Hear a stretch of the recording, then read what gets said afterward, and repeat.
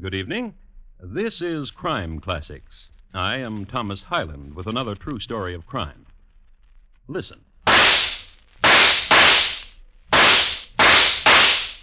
6 shots from a Colt 44. For no reason whatsoever other than to get your ear attuned to what you're going to hear. Of course, I might have said that the Colt 44 belonged to our hero, and our hero happened to be walking the field and plucking off railbirds, but he would have done that for no reason whatsoever, too. So, here we are. Our hero's name is William Bonney, a lad who was a product of his time, and whose time may be described as a blot. So tonight, my report to you on Billy Bonney, Bloodletter, also known as The Kid. Crime Classics, a series of true crime stories from the records and newspapers of every land, from every time. Your host each week, Mr. Thomas Hyland, connoisseur of crime, student of violence, and teller of murders. Now, once again, Mr. Thomas Hyland.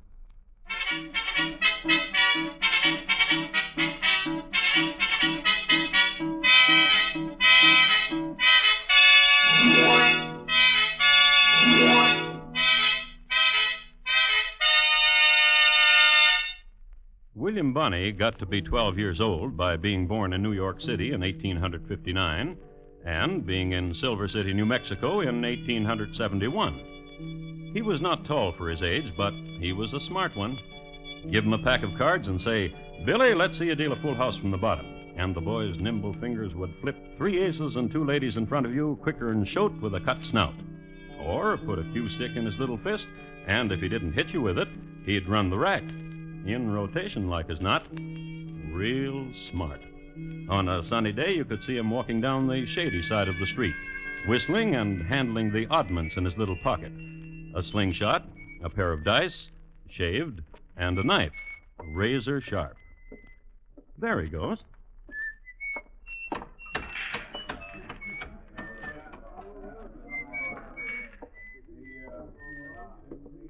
Hi. I said hi, Mr. Garvey. I'm playing cards, Billy. Get away. I know you're playing cards, and I wish you luck. But I gotta talk to you. Skedaddle. My mother was crying this morning, Mr. Garvey. And she said your name. Skedaddle. Mr. Garvey. Put that knife back in your pocket or I'll spank you. If you ain't the one, Billy.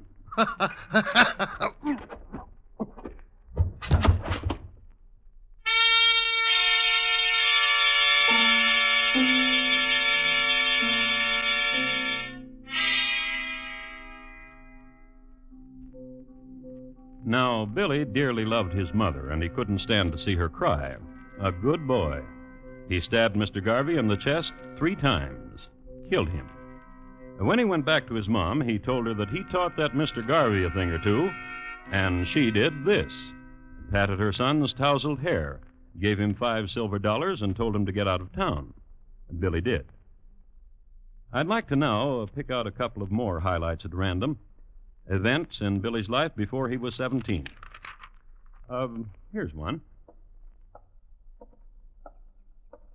Morning, Mr. Carpa. Morning, son. What you doing feeding my horse, Mr. Carpa? Tain't your horse, son. Tis. Tain't. Tis. Tain't. 'Twas. Here's another one. Kid, Yeah? bet? Bet what? Like I've been saying. Bet you $25 I kill someone today before you do. You mean it? I mean it. Stack me 25 on the table and I'll stack mine. Sure. Now it's a bet, all right, ain't it? Now it's a bet. Draw. What? Hot out there in the street, I'm staying here. So I'm provoking you to draw. You're an egg sucker, Tex. Ain't no shorthorn like you gonna call me.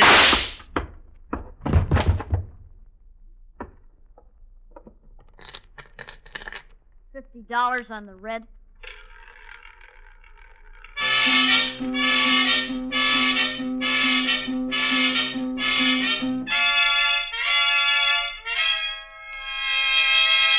One of the outstanding events of Billy's life was the Lincoln County War. This was a war between two opposing factions in New Mexico, one led by Mr. Murphy, the other led by Mr. Chisholm and Mr. McSween.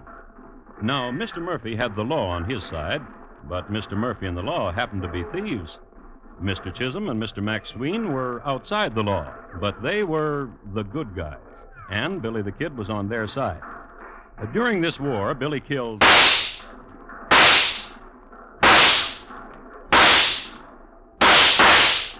5 men. The 5th man died hard. The war was never really resolved, in spite of the United States cavalry appearing at a fast trot from time to time, stopping, someone shouting forward, someone's blowing a bugle, and then trotting on again. And it was in this war that Billy grew to full stature, 5'8". Also, his reputation as a killer, 16 men since he was 12. Also, he liked to have his tousled hair played with. What'd you say your name was? Paulita? Paulita. And you they call Billy? Yeah. Billy. Billy. Nino. Nino? Boy. Young boy. That's right. They call me Billy the Kid. Listen.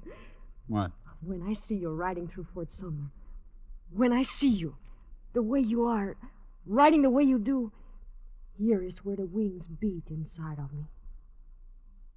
Here. I've been to your country. Did you know that? Mexico?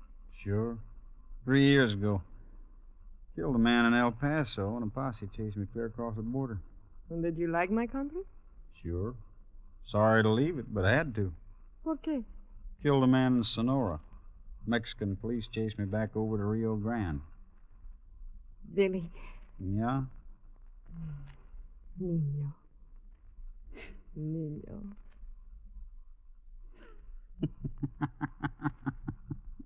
Many girls in Fort Sumner do as I do. Watch you as you ride by. Then they meet together and talk of you and giggle. What do they say? Listen, I will tell you.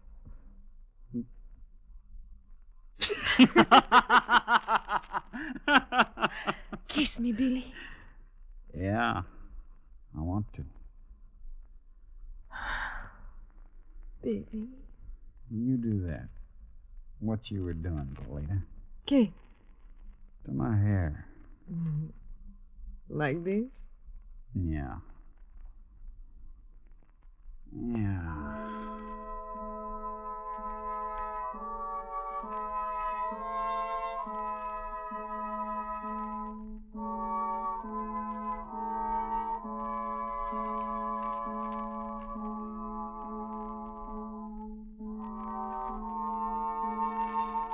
At the very moment that this was going on, and not dreamt of by our star-crossed lovers, who couldn't read anyhow, Ben-Hur was being written. The writer's name, as we all know, is Lew Wallace. He was in the area at the time, being governor and peacemaker. That's that. Another chapter done. The one where Ben-Hur and Marsala meet face to face and toss jibes. But the general's day is not over. I guess I'd better. More writing to be done. So the general picks up his pen, writes, and when he's finished, reads over what he's written. Dear Billy, you don't know me, but I know you. I'm your governor, and I want to see you. I've got a proposition that I think you might be interested in.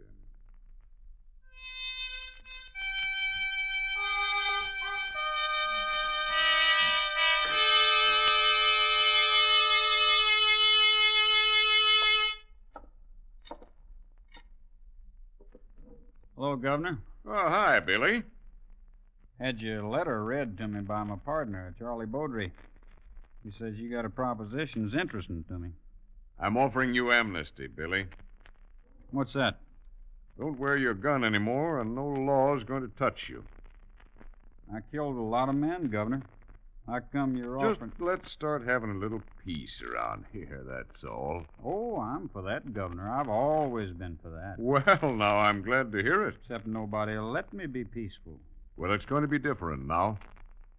Governor, you know what'd happen I put away my gun? I'd be shot down like a dog. I could name 12 men shoot me down as soon as I see I was wearing no gun. There's Bob Ollinger. It's going to be different. You take Ollinger, for instance. He's a deputy. He works for the sheriff. He'll be wearing a gun, won't he? Yes. Yes, he would, but... He'd shoot me like a dog.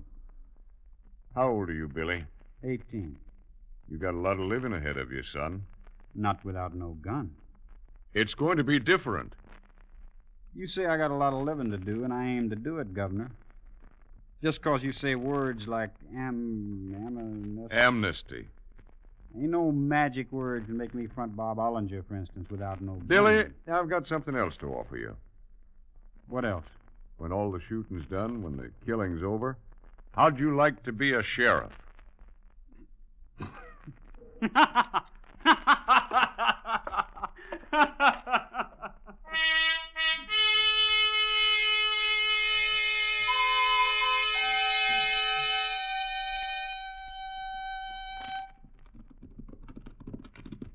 Oh, there.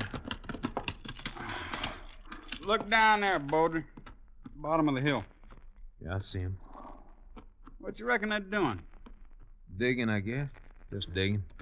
Maybe for a water hole or something. I don't know. Man has to be crazy to be digging in this hot sun. Me? Local. You gotta admit something, Baudry. What? I'm facing into the sun now, you know? What are you going to shoot those three fellas for? They ain't doing nothing. You admit about the sun? Sure.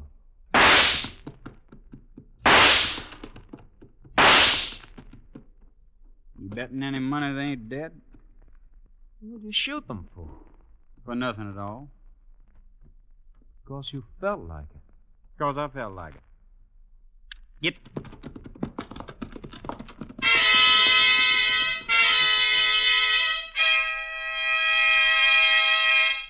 I think it's safe to say that at this stage in his career, and until he died, Billy the Kid was a mad dog.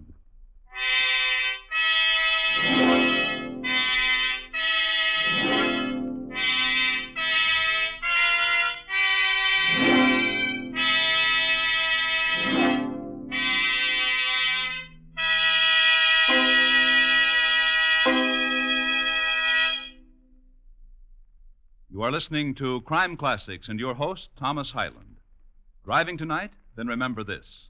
Most highway deaths are caused by two temptations, to cut out of line and to go too fast. Crossing the center line of the road is more dangerous than you realize. Statistics prove it. Excessive speed is just as dangerous as officials say. You can predict your own impulses, but you can never predict the other drivers when driving tonight. Drive cautiously, please. And now, once again, Thomas Hyland and the second act of Crime Classics, and his report to you on Billy Bonney Bloodletter, also known as the Kid.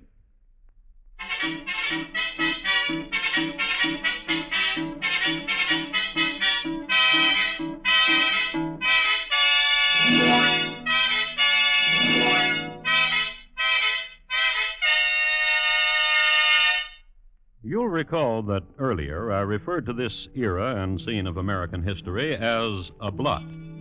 Well, I've been thinking it over, and I must say that blot is a good word. It was a terrible time in New Mexico, pillar and murder and looting by a breed of men who did these things with no sense of shame or remorse. This bleak country was a kind of trail's end. The spoilers came here, and the buffalo killers and the gunslingers. I suppose it was as good a place as any to gather, because while they were killing each other off, they couldn't break anything. There was hardly anything there. A grand piano owned by a Mrs. McSween early went up in smoke during the Lincoln County War, and once a stray shot shattered Mrs. Gaffney's fluted tureen. But aside from these, a clever hand could mend anything in the area with adobe or a piece of wood. You may ask, then, why did all these people kill each other? My answer to you is, that's what happens in a blot. But in 1880, government officials in the area received notice to clean up. Therefore, General Lew Wallace summoned one Pat Garrett. Got a paper here, Pat, from Washington. Says to clean up. Uh-huh. We're going to do it, too. But we're going to need your help. I heard you used to be a friend to Billy. Billy Bonney, Pat. The Kid. Uh-huh. That's why I'm forgetting all the things I've heard about you. Probably lies anyhow. Want you to get Billy for me. Take a look. Pretty badge, isn't it, Pat? Uh-huh. Take it. Go ahead, take it. That's the boy. Now, you just pin it on. I heard Billy's up around Fort Sumner, Pat. Headed that way, anyhow. Heard he sees a little Mexican girl who's kind of related to your wife. Uh-huh. I think you ought to go up to Fort Sumner. Take half a dozen men or so and go up there. I'm not making a mistake, am I, Pat? You are the man to take, Billy, aren't you? Uh-huh. Good luck, Sheriff.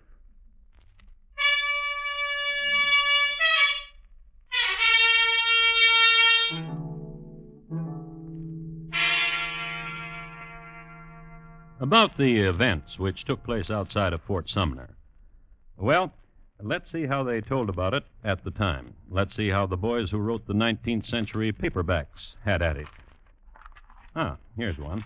Written by Bledsoe Sheridan, Jr. and entitled Hero in Ambush or The Daring Escape of Brave Billy Bonney. Mr. Sheridan starts out this way. Pat Garrett squinted steely eyes off into the distance. He saw 6 horsemen.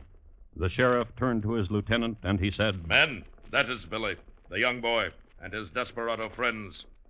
The West will be a better place to live when he and his breed are 6 feet under. Get out your pistols, men, and make sure they're loaded up. You there, Pickus Bob, get behind that boulder, else they see you. Here they come. And Bledsoe Sheridan, Jr. goes on. The desperados came within 100 feet of the boulders and were not aware of the ambush until...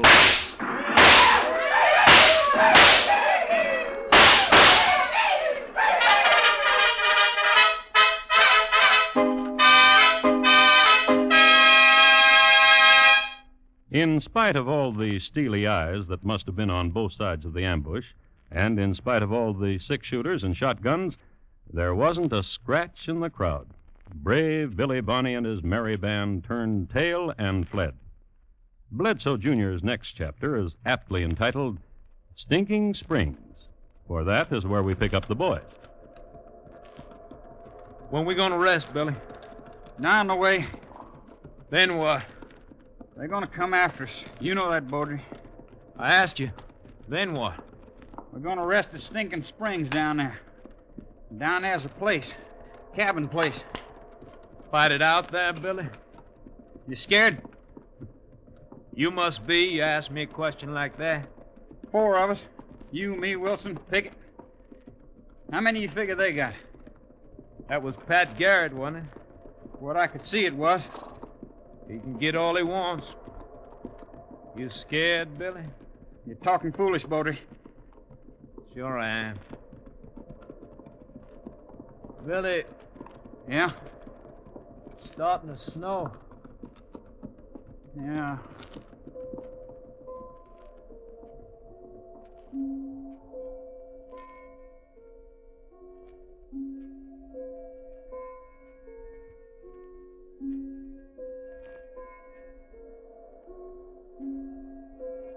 One thing I'm glad about.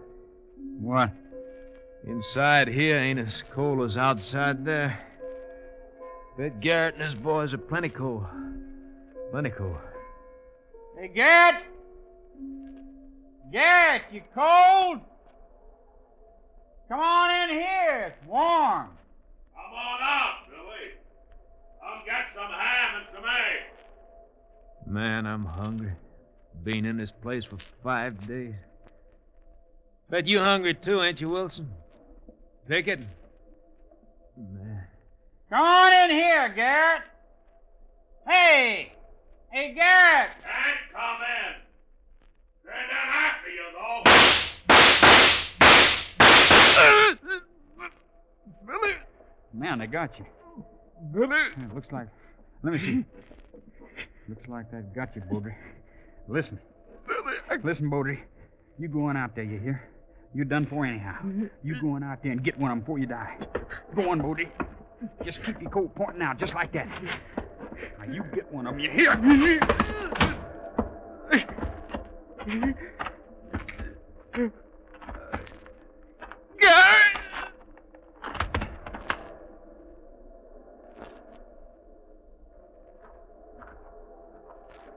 You dead, Baudry? Let me take a look. Yeah, dead. Hey, Billy! Charlie Baudry's dead. Coffee's hot, Billy. Won't you come on out? Hey, Pickett, Wilson, you hear me? Coffee's hot. So's the ham and eggs. Nobody's gonna hurt you, boys. All you gotta do is...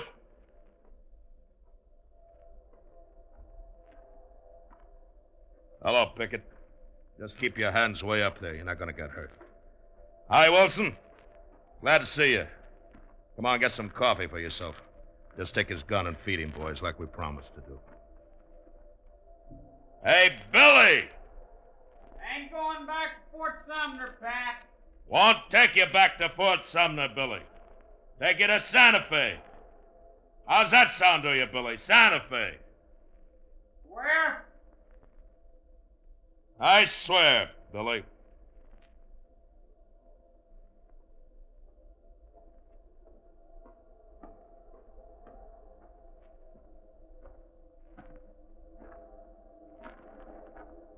Hi, Billy.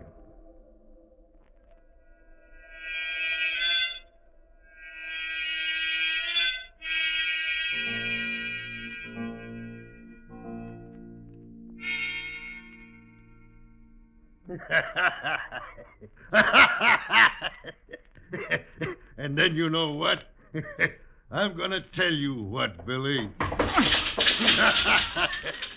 You're gonna kill yourself throwing yourself against those bars. My name ain't Bob Ollinger. You ain't gonna cheat the rope, Billy. They found you guilty and you're gonna hang. Before I do. You're gonna do what? Kill me, Bob Ollinger.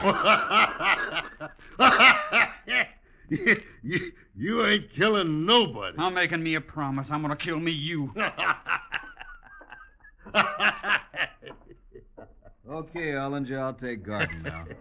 Explain to Billy how we're gonna hang him. And watch how he does the thing. You gotta watch him. He don't kill himself. See you tomorrow, Billy. Now, you know what, Billy? That Ollinger's a man I don't like. He did a thing to me once, and I'm going to tell you about it. Tomorrow you're going to die anyhow, and you won't have a chance to tell anybody. Here was Ollinger, and there was my sister. My sister's dead now. Some people say, Billy, Billy, how'd you get my 2-barrel shotgun out of my hands without me knowing it? Open her up.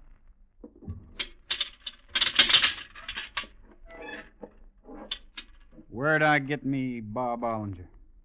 Room up in front where he sleeps. This time of night, guess that's where he just went.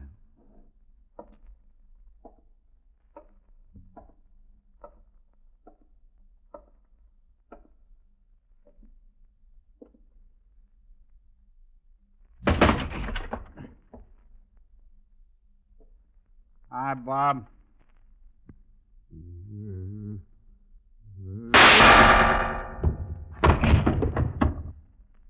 You ain't laughing at all.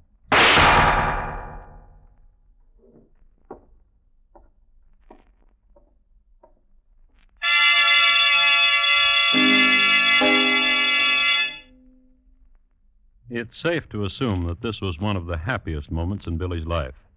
He had killed a fellow he hated. He felt so good about it, he didn't even stop to wave ta-ta to Sheriff Pat Garrett. Just walked right out of there and drifted along down the trail, which trail wound up across the street from Pete Maxwell's, which just happened to be Paulita's place. I love you, Billy. Paulita, I love you and worry for you. just love me. Just don't worry about me, that's all. Billy, What? we can go to Mexico. I've been thinking that. Oh, bueno. When? When shall we go? When you want to. Right now. Oh, see, we will go. We will go to Mexico and marry and... You are serious? Hungry, too. I'm going across to Maxwell's. Bring us back something other to eat. Billy, What do you want? be careful. Petey Maxwell's my friend. But be careful. Let go of me. Let it go. No! You say you'll be careful. I let go. I'll be careful. Kiss me. Hurry.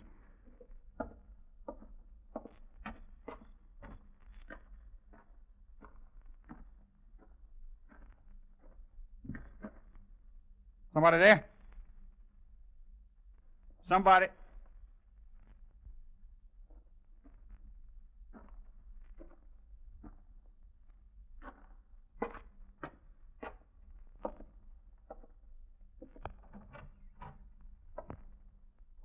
Petey?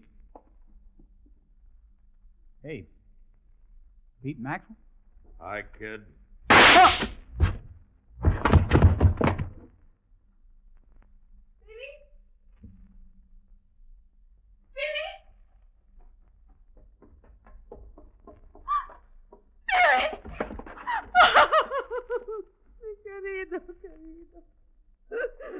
Hey, what happened up there? Billy the Kid. What? Billy the Kid. He's dead.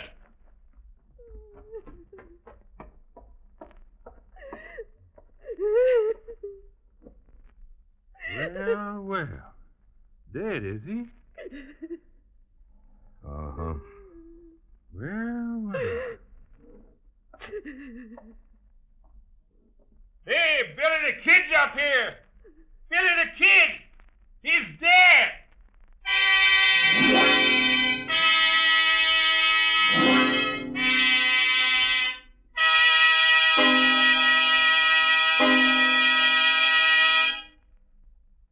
That was July 14th, 1881.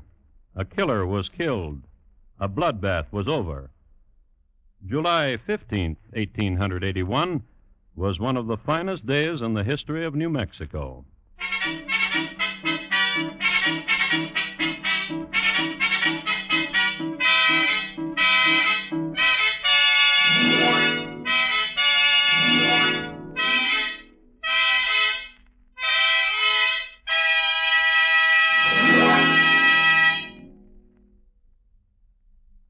In just a moment, Thomas Hyland will tell you about next week's crime classic. Billy the Kid, tonight's crime classic, was adapted from the original court reports and newspaper accounts by Morton Fine and David Friedkin. The music was composed and conducted by Bernard Herrmann, and the program is produced and directed by Elliott Lewis. Thomas Hyland is portrayed on radio by Lou Merrill. In tonight's story, Sam Edwards was heard as Billy. Featured in the cast were Jane Webb, Clayton Post, Anthony Barrett, William Conrad, Dick Beals, Harry Bartell, Barney Phillips, and Fred Shields. Bob Lamont speaking. Here again is Thomas Hyland. Next week, Warwickshire, England, in the year 1705, and a lovely young lady whose married name was Catherine Hayes, and whose ambition was to be a widow. My report to you will be on John Hayes, his head, and how they were parted. Thank you. Good night. Right after station's identification, keep tuned for a CBS Radio Sports exclusive as the middleweight champion of England meets the middleweight champ of America. Randy Turpin versus Bobo Olson, fighting 15 rounds for the title of the world. Yes, it's next, presented by CBS Radio. So stay tuned and hear it over most of these stations, coming right up.